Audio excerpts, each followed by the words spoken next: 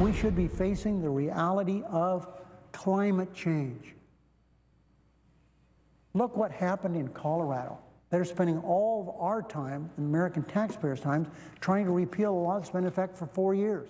Certainly, as I look at, for example, sequestration, which is about saving money in the federal government being spent, have we somehow skimped, on what would be available for projects like this, and then we put people at risk. I knew this would happen. I'm just surprised how quickly it happened. Have tragedy will score. To my buddies Brent Bozell and Katie Pavlich on When Enough is Enough. Brent, wow, that did not take long, did it? No, it didn't, and it, it crosses the divide. It's no longer just shameless. It's utterly tasteless, and it's something the left has gotten to be very good at. The moment there's a tragedy, it is as if they say to themselves, "What's the political advantage for me here?" And they pounce on it. And you just saw a perfect example of that. But Katie, normally the mainstream media you would think would call them out on this. Certainly the timing of it, whether it looks tacky to be doing it, but no. Right, we're supposed to be in this new tone era where we're sympathetic towards people who are involved in these tragedies, whether it's in Colorado with the flooding or with the shooting at the Navy Yard yesterday. And I want to talk about Harry Reid real quickly, because he's doing this from the Senate floor.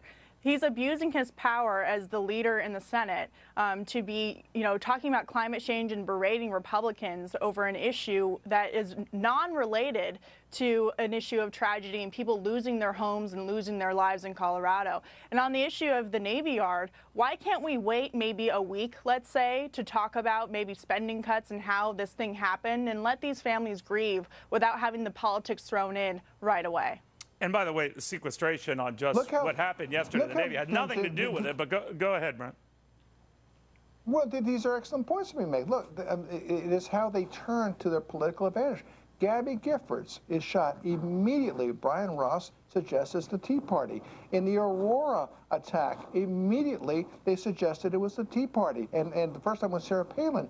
You had the Times Square bomber. Immediately they said it was the Tea Party. The Discovery Channel hostage taker. Immediately it was some kind of a conservative immigration reform group. You had the guy who flew his plane into the building in Austin. Immediately they said he was a Tea Party person. Never mind that he was a Marxist. So they do this kind of thing immediately after there's a tragedy. Immediately they blame a conservative for it. Even if it's a mass murder, they still do it. In every one of those examples, folks, can you remember every one of them and ever a media entity taking it back? Well, that's not going to happen. But, one thing I'm amazed, stepping back from this, Katie, is those sequestration cuts. Talk about the gift that keeps giving.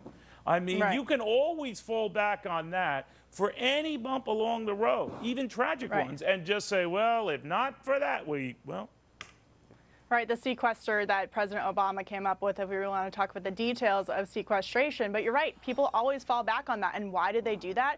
Because sequestration, spending cuts, the government not spending enough money on whatever issue, whether it's flooding in Colorado, this issue at the Navy Yard, it's a scapegoat.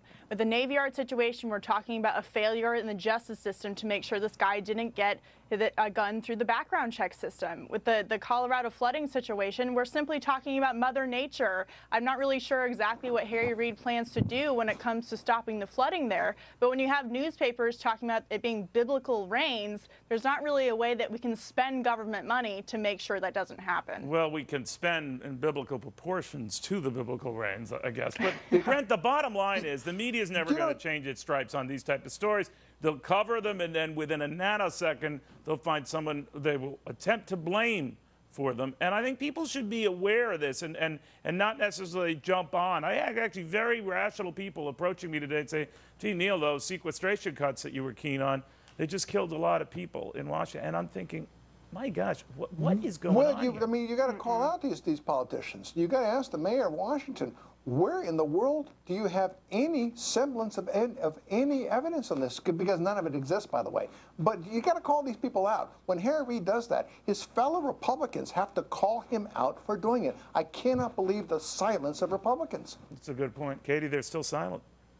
They are still silent, and I think they need to start pointing out that these are very easy, superficial arguments to make when they simply throw out sequestration for every single issue. They don't want to talk about the deep down real issues that we have to deal with when it comes to tragic situations. Instead, they go with the easy answer, which is either blaming Republicans or falling back on government not being big enough, I should say.